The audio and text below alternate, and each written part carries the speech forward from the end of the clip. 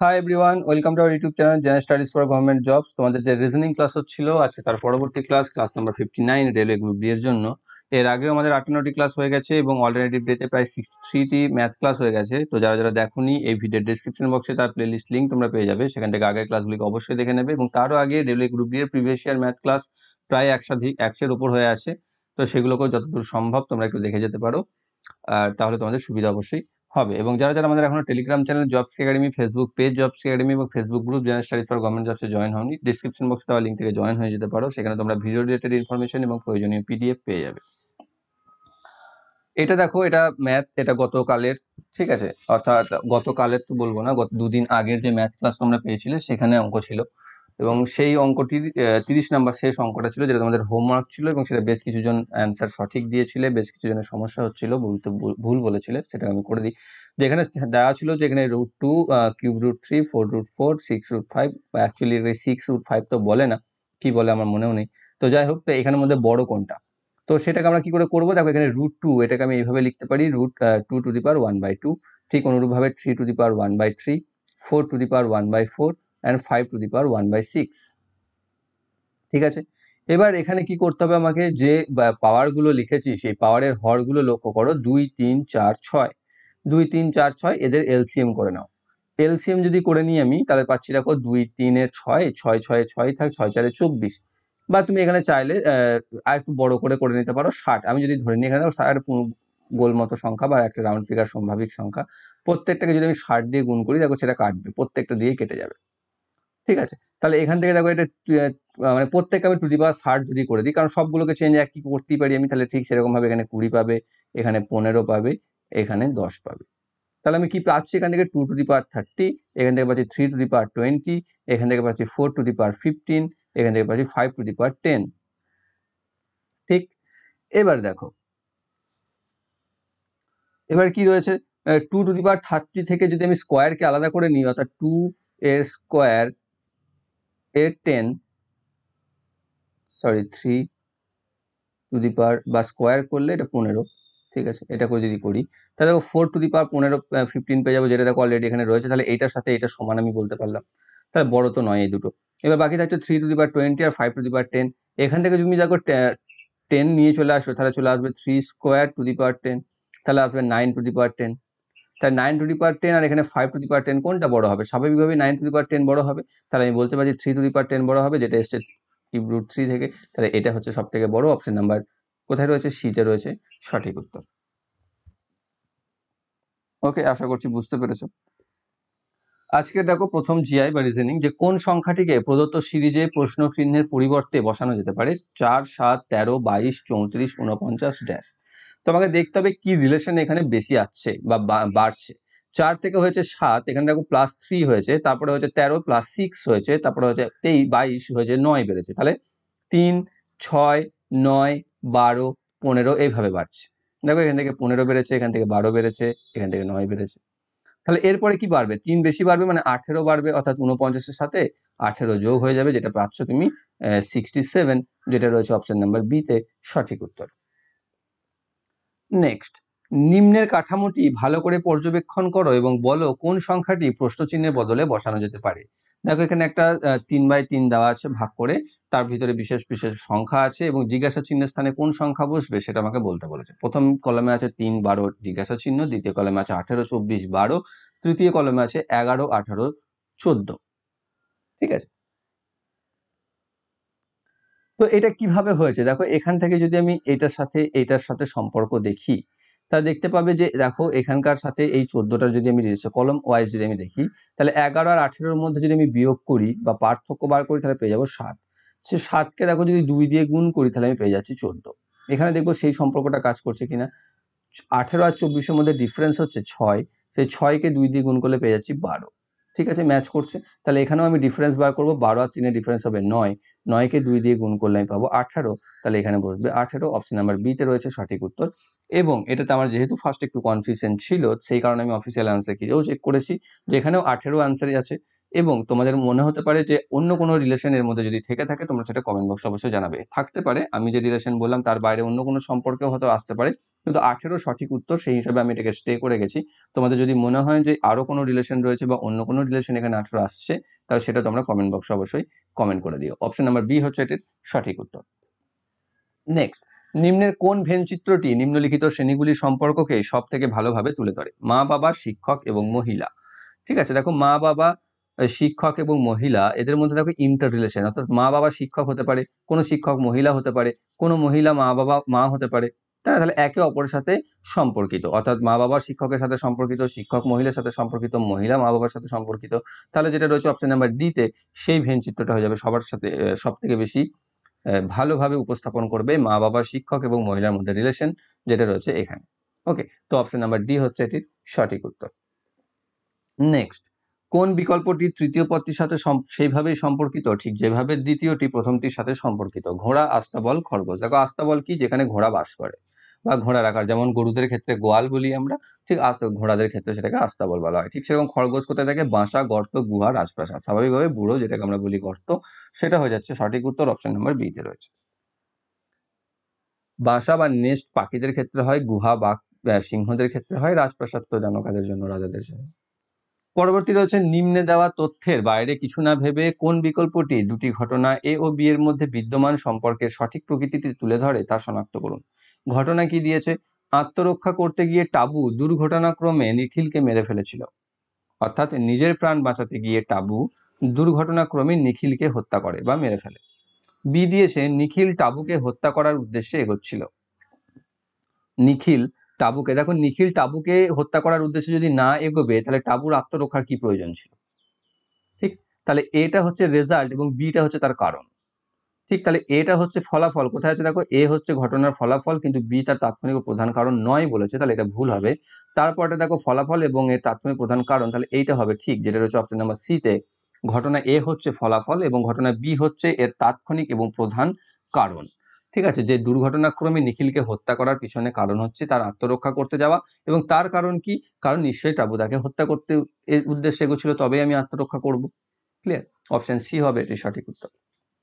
Next, junction শব্দটি 4টি ভিন্ন সংকেত ব্যবহার করে লেখা হয়েছে। সংকেত 1, সংকেত 2, সংকেত 3 এবং সংকেত 4 বিভিন্নভাবে দেখানো আছে। যেমন এখানে জে ইউ এন সি, এটাকে দেখো জে হচ্ছে এ থেকে শুরু করলে 10 নাম্বার লেটার, জেড থেকে শুরু করলে কিউ হচ্ছে 10 নাম্বার, উল্টো দিক থেকে, সেই হিসাবে এটা হয়েছে।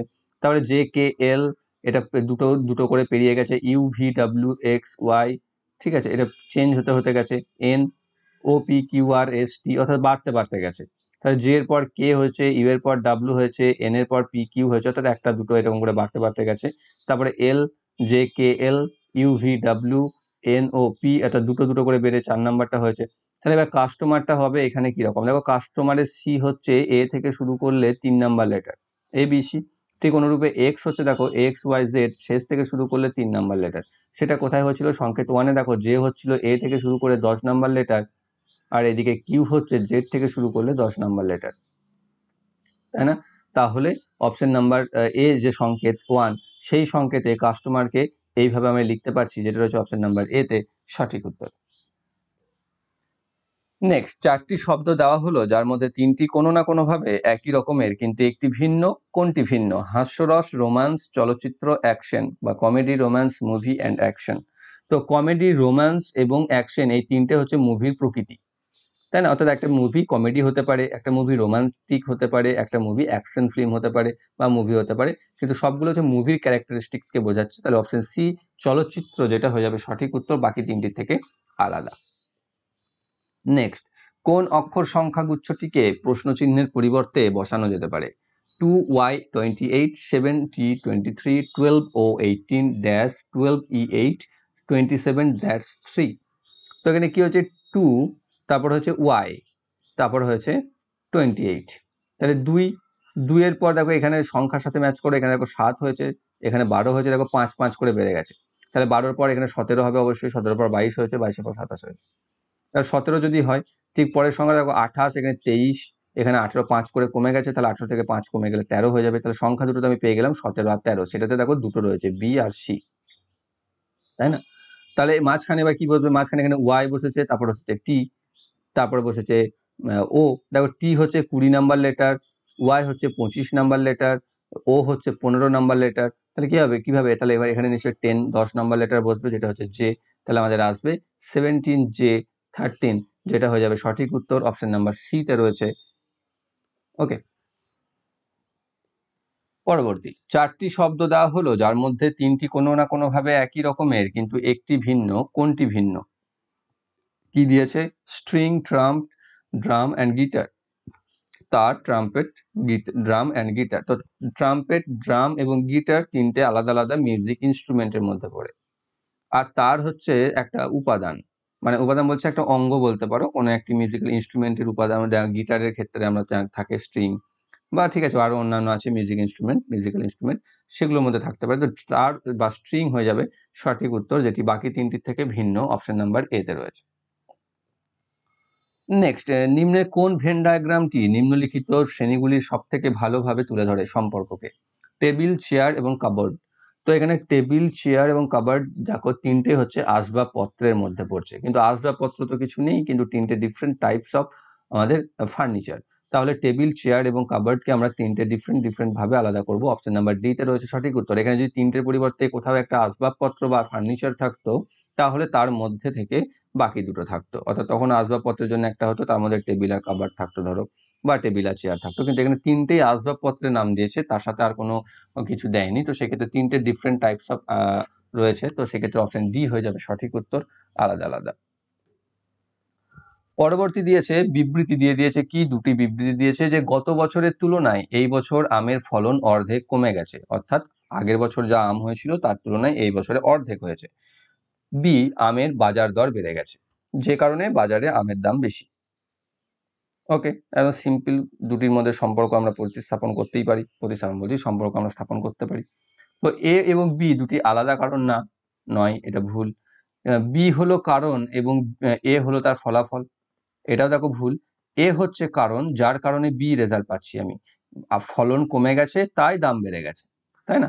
তাহলে এ হচ্ছে কারণ আর বি হচ্ছে তার ফলাফল, অপশন নাম্বার ডি তে রয়েছে সঠিক উত্তর।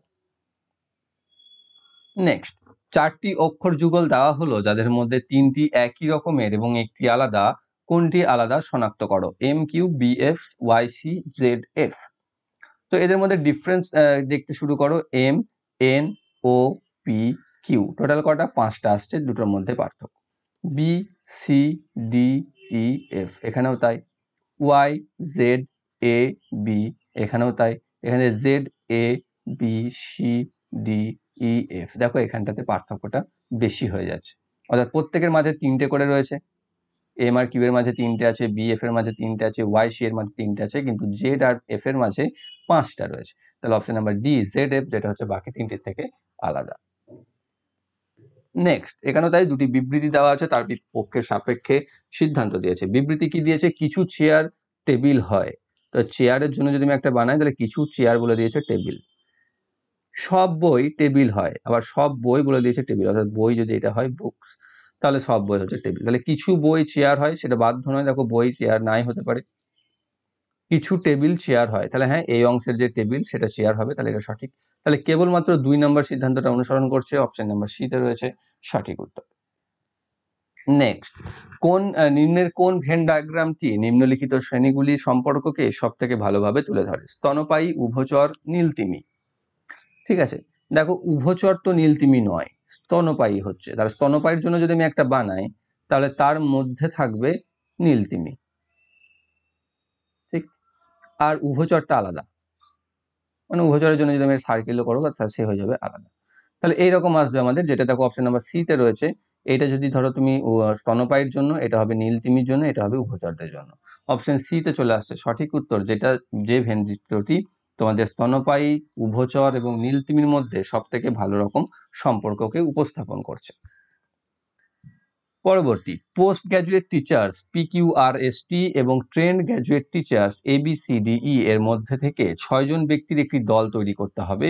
দল করার জন্য ব্যক্তিদের কয়েকটি শর্ত আছে। বি শুধুমাত্র সি এর দলেই যোগ দেবেন, অর্থাৎ সি না থাকলে বি থাকবে না। এ ই অথবা কিউ, এ ই অথবা কিউ এর দলে যোগ দেবেন না। আচ্ছা, যেখানে ই বা কিউ আছে সেখানে এ থাকবে না।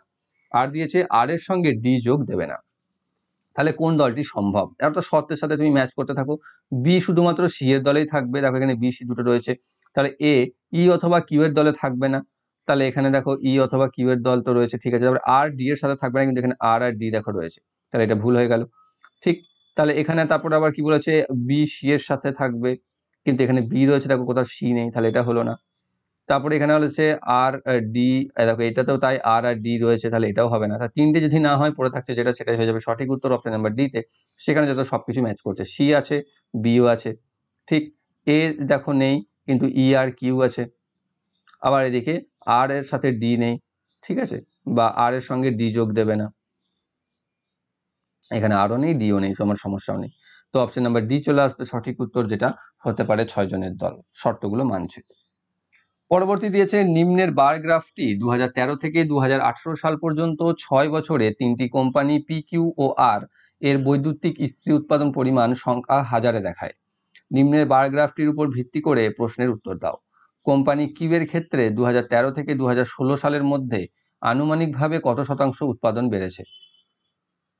কিউ কোম্পানি কোনটা রয়েছে, অরেঞ্জ কালারটা, আমি বলে দিচ্ছি তোমরা যদি দেখতে না পাও মোবাইলে। সে 2013 থেকে 2007, 2013তে কত ছিল 30, 2016তে কত হয়েছে 45, তাহলে 30 থেকে বেড়েছে 45, তাহলে কত পার্সেন্ট বেড়েছে? বেড়েছে কত 15, তাহলে 30-এর মধ্যে বেড়েছে 15, 100-র মধ্যে কত বেড়েছে 50%, তাহলে বৃদ্ধি কত করেছে 50%, অপশন নাম্বার এতে রয়েছে সঠিক উত্তর।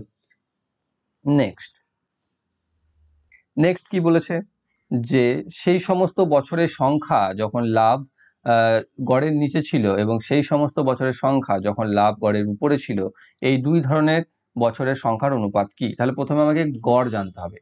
2014-তে 300, 2015-তে 320, 290, 300 এবং 350, সবগুলোকে যদি যোগ করি আমি, দিয়ে 5 দিয়ে ভাগ করলে গড় পেয়ে যাব। সবগুলোকে যোগ করলে আমি পাবো 1560, যেটাকে যদি আমি 5 দিয়ে ভাগ করি তাহলে আমি পেয়ে যাচ্ছি 312। এবার কি বলেছে, গড়ের নিচে যেগুলো আছে, 312-র নিচে কে কে রয়েছে, এটা রয়েছে, এটা রয়েছে, এটা রয়েছে, তিনটে রয়েছে, তাহলে 3:2, বাকি রয়েছে দুটো, তাই তাদের অনুপাত রয়েছে 3:2, যেটা রয়েছে অপশন নাম্বার এ তে সঠিক উত্তর। নেক্সট, নিম্নের গ্রাফটি 5টি দোকান 1, 2, 3, 4, 5-এর 2017 ও 2018 সালে বিক্রি হওয়া এক্সটার্নাল হার্ড ডিস্কের সংখ্যা হাজারে দেখায়। নিম্নের লাইন গ্রাফের উপর ভিত্তি করে প্রশ্নের উত্তর দাও। দোকান 1-এর 2 বছরের সমগ্র বিক্রয় দোকান 5-এর 2 বছরের সমগ্র বিক্রয়ের কত শতাংশ? দোকান 1 2 বছরের মোট বিক্রয় কত? 90 আর 70, যোগ করলে পাচ্ছ 160। আর দোকান 5-এর 2 বছরের সমগ্র বিক্রয় কত? 55 আর 75, মানে হচ্ছে 70 আর 60, 130, তাহলে কত শতাংশ? তাহলে এর বলেছে এটা এর কত শতাংশ, তাহলে নিচেতে থাকবে 130, ওপরে থাকবে 160 গণিত 100, 0 0 কেটে যাবে, এখান থেকে দশমিকে মান পাবে, যেটা থেকে পাবে 123.07 সামথিং সামথিং কিছু একটা, যেখান থেকে অ্যাপ্রক্সিমেটলি আমাকে নিয়ে নিতে হবে 123%, যেটা রয়েছে অপশন নাম্বার এ তে সঠিক উত্তর। নেক্সট, নিম্নের পায়চিত্রটি একটি বিশেষ বছরে একটি দেশের দ্রব্যের আমদানির খরচ দেখায়। নিম্নের পায়চিত্রের উপর ভিত্তি করে প্রশ্নের উত্তর দাও। যদি এই বিশেষ বছরে শুধুমাত্র মেশিন আমদানিতেই 8 কোটি টাকা খরচ হয়, তাহলে ওই বছর সব জিনিসপত্র মিলিয়ে আমদানিতে কত টাকা খরচ হয়েছে? মেশিনে কত হয়েছে 48 ডিগ্রি, তার জন্য খরচ বলছে 8 কোটি টাকা। মোট কোণের পরিমাণ কত? 360 ডিগ্রি, আমরা জানি। তাহলে 48 ডিগ্রিতে যদি 8 কোটি টাকা হয়, তাহলে 360-এ কত হবে সেটা বার করলেই হয়ে যাবে। তাহলে 360/48 ইন্টু 8, 8 6 48, 6 6 36, মানে হচ্ছে 60 কোটি টাকা। অপশন নাম্বার এ তে রয়েছে সঠিক উত্তর। নেক্সট, একটি বিশেষ সাংকেতিক ভাষায় একে লেখা হয় এই, সেই সাংকেতিক ভাষায় এই কে কিভাবে লেখা হবে? আমি আর ওয়ার্ডগুলো বলছি না, বলতে বলতে অবস্থা খারাপ হয়ে যাবে। যাই হোক, তো এখানে দেখতে হবে যে এই শব্দটিকে এইটাতে কি হিসেবে লেখা হয়েছে। যদি আমরা দেখো, এখানে শুরু হয়েছে O I P O P P I O P O P I, তো যদি একটু ভালো মতো এটাতে করতে আমারও একটু সময় গেছে, ঠিক আছে, তো আমি বলছি না যে আমি এক চান্সে করে ফেলেছি। এইটা দেখো কেবলমাত্র শেষে চলে এসছে, বাকিটা সেম আছে। O I P O P P I O P, তারপর ও পি আই, অর্থাৎ প্রথম তিনটে শেষে গিয়ে বসেছে, সেইভাবেই চেঞ্জ হয়ে গেছে। তাহলে এটাকেও আমাকে সেটাই করতে হবে, অর্থাৎ এই তিনটেকে নিয়ে যেতে হবে এখানে। তাহলে শুরু হবে কি দিয়ে? এফ কে ডাব্লিউ কে, এফ কে ডাব্লিউ কে, এফ কে ডাব্লিউ কে দিয়ে শুরু হয়েছে দেখো দুটো, সি আর ডি। তাহলে ম্যাচ করো তারপর একটা এফ কে ডাব্লিউ কে, W F F, W F F যেটা রয়েছে অপশন নাম্বার ডি তে, সেটা হয়ে যাচ্ছে সঠিক উত্তর। এবং ডাব্লিউ এফ কেটা লাস্টে গিয়ে বসে গেছে, ডাব্লিউ দেখো লাস্টে ডাব্লিউ এফ কে রয়েছে। ওকে, এখানে দেখো লাস্টে প্রথমে ওপিআই, শেষে আছে ওপিআই, এখানে প্রথমে আছে ডাব্লিউ এফ কে, এখানে আছে শেষে ডাব্লিউ এফ কে। যেভাবে খুশি তুমি অন্যরকম ভাবে যদি খুঁজে বার করতে পারো কিছু, সেটা আলাদা ব্যাপার। তো এটা হচ্ছে কি প্রথম তিনটে বর্ণ শেষে গিয়ে অবস্থান করেছে, এটাই হচ্ছে চেঞ্জ। সেই হিসাবে অপশন ডি হয়ে যাচ্ছে সঠিক উত্তর। Next, Delhi Daredevils, Mumbai Indians, Royal Challengers Bangalore, Kolkata Knight Riders, Rajasthan Royals এবং চেন্নাই সুপার কিংস, এই 6টি দলের মধ্যে 2019 সালে তাদের জেতা ম্যাচের সংখ্যার ভিত্তিতে তুলনা করা হচ্ছে। আমাকে আলটিমেটলি বার করতে হবে কে সব থেকে বেশি ম্যাচ জিতেছে। আর এবং আরসিবির তুলনায় ডিডি বেশি ম্যাচ জিতেছে, তাহলে এখানে আরসিবি আর বাদ চলে গেল, ডিডি হাইয়েস্ট। কিন্তু মুম্বাই এবং সিএসকে থেকে কম, তাহলে ডিডিও বাদ চলে গেল, মুম্বাই এবং সিএসকে থেকে গেল। মুম্বাইয়ের তুলনায় কে আর বেশি ম্যাচ জিতেছে, তাহলে মুম্বাইও বাদ চলে গেল। কিন্তু সিএসকে থেকে কম ম্যাচ জিতেছে, তাহলে কে আরও বাদ চলে গেল। তাহলে পড়ে কে থাকছে? একাই চেন্নাই সুপার কিংস, ধোনির টিম, অপশন নাম্বার সি, যেটা হয়ে যাচ্ছে সঠিক উত্তর। সব থেকে বেশি ম্যাচ জিতেছে চেন্নাই। নেক্সট, একটি বিশেষ সাংকেতিক ভাষায় একে লেখা হয় এই, সেই হিসাবে একে লেখা হবে কি? তো এখানেও জানি না কেন কি হিসাবে, আগে যে রিলেশন কাজ করেছিল এখানেও সেই রিলেশনই হয়ে গেছে। ঠিক আছে, এখানেও সেই রকমই রিলেশন হয়ে গেছে। এখানে কি হয়েছে দেখো, তোমার এ এম যেটা রয়েছে, সে এ এমটা পরে গিয়ে বসেছে প্রথম দুটো, তারপরে বাকিটা সেম আছে। দেখো F M, A F F, F M, A F, A A যেটা বসেছে, তারপর দেখো এ এমটাকে বসে গেছে। তাহলে ডুটাকেও আমি এখানে শেষে গিয়ে বসিয়ে দেবো, ডিএ ডিও, ডিএ ডিও, অর্থাৎ ডিএ ডিও, ডিএ ডিও যেটা রয়েছে সেটা দেখো অপশন নাম্বার ডি তে রয়েছে। এখানেও DA DO, DA DO, option number D তে রয়েছে সঠিক উত্তর। নেক্সট, আমার দিদি আমায় পারিবারিক ছবির অ্যালবামে একজন লোককে দেখিয়ে বললেন, ইনি হলেন আমাদের ঠাকুমার একমাত্র পুত্র। অর্থাৎ আমার দিদি, অর্থাৎ এটা আমি আর এটা আমার দিদি। তাহলে আমাদের ঠাকুমা মানে হচ্ছে আমাদের বাবা, বাবার মা, ঠাকুমা, গ্র্যান্ড মাদার। তার একমাত্র পুত্র যিনি, তিনি হচ্ছেন আমাদের বাবা, যে লোককে দেখিয়েছেন দেখা। একমাত্র পুত্র বলে দিয়েছে মানে হচ্ছে পাপা, পিতা হবে আমাদের, সে ছবিটা হচ্ছে পিতার। যদি আর কিছু বলেছে, কিন্তু তিনি আমাদের মায়ের ভাই নন। আচ্ছা, আমাদের মায়ের ভাই নন মানে সেই মায়ের সম্পর্কে কিছু নয়। যদি আমাদের মায়ের শুধু দুজন সন্তানই থাকে, একটি কন্যা এবং একটি পুত্র, অর্থাৎ মায়ের সন্তান দুজন কন্যা, একটা আমি, একটা আমার দিদি, একটা কন্যা, একটা পুত্র, তাহলে আমি সেই মানুষের সাথে কিভাবে সম্পর্কিত? তাহলে আমি সেই মানুষের সাথে কিভাবে সম্পর্কিত? তিনি আমি তার পুত্র হই। তাহলে অপশন নাম্বার বি তে হয়ে যাবে সঠিক উত্তর। আমি তার সাথে বলেছি যেহেতু, তাহলে আমি তার কি? তাহলে পিতার পুত্র আমি। অপশন নাম্বার বি তে রয়েছে সঠিক উত্তর। এখানে পিতা, পুত্র এবং বাবার মধ্যে কনফিউশন করতে পারো তোমরা অনেক আবার। নেক্সট দিয়েছে, নিম্নে দেওয়া 4টি সমীকরণে প্রথম 3টি সমাধান করা আছে একটি বিশেষ পদ্ধতি দ্বারা, যেখানে এই চিহ্নটার কাজ একইভাবে সমাধান না হওয়া চতুর্থ সমীকরণটির সঠিক সমাধান কি হবে? ঠিক আছে, এখানে যেটা হয়েছে, এই চিহ্নটার অর্থ হচ্ছে এরপরে যে সংখ্যাটা রয়েছে তার থেকে এক বেশি, অর্থাৎ 2 রয়েছে এখানে 3, তা দিয়ে এটাকে গুণ করে তাকে 2 দিয়ে ভাগ করতে হবে। অর্থাৎ এখানে হয়েছে অ্যাকচুয়ালি 6 গুণিত 3/2, এখানে হচ্ছে 4 গুণিত 6/2, এখানে হচ্ছে 7 গুণিত 4/2। দেখো প্রত্যেকটাতে এখানে 4 হয়েছে, এখানটাতে 6 হয়েছে, নিয়ে গুণ তাকে 2 দিয়ে ভাগ। নিয়ে দেখো এখানে 424-এর অর্ধেক হচ্ছে 12, এখানে 428-এর অর্ধেক হচ্ছে 14, এখানে 18-এর অর্ধেক হচ্ছে 9। তাহলে এখানে কি হবে? এখানে 3-এর বদলে 4, 3 4-এ গুণ হবে, 3 গুণিত 4 যেটা হবে তাকে অর্ধেক করতে হবে, মানে হচ্ছে 12/2, মানে হবে 6, যেটা রয়েছে অপশন নাম্বার এ তে সঠিক উত্তর।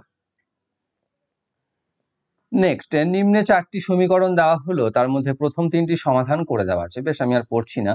7 লাভ 3 = 8, এটা কিভাবে সম্পর্কিত হয়েছে? দেখো এখানে দেওয়া আছে ab + b/a।